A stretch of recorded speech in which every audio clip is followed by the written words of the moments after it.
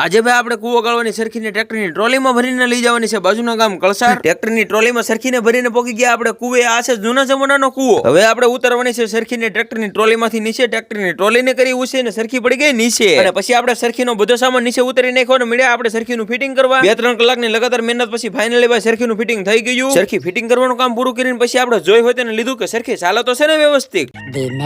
બીજે દિવસે સવારમાં દાતરડું લઈને પોકી ગયા આપણે ખેતર, કેમ કે આજે આપણે લણવાની છે જુવાર. 2 મહિનાની લગાતાર મહેનત પછી ફાઇનલી આપણી જુવાર પાકી ગઈ, અને પછી આપણે 210 ની પીરમાં જુવારને લણવાનું કરી દીધું શરૂ. જુવારને લણીને નાખી દીધા કહડા ઠેલી, અને આપણી ઠેલી ભરાઈ ગઈ તો નાખી દીધી મોટા લુગડામાં.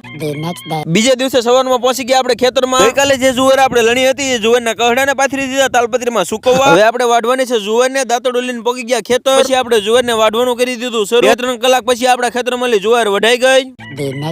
બીજે દિવસે દવાનો પંપ લઈને પહોંચી ગયા ખેતર. છાંટવાની છે જુવારમાં દવાનો પંપ ભરીને હાલતા થી આપણે જુવારના ખેતર બાજુ. આ છે આપણું જુવારનું ખેતર, અને પછી આપણે જુવારમાં દવા છાંટવાનું કરી દીધું શરૂ. મને લાગે ત્યાં સુધી આજનો વિડીયો આપણે અહીંયા પૂરો કરી દેવો જોઈએ. મજા આવે તો લાઈક કરજો.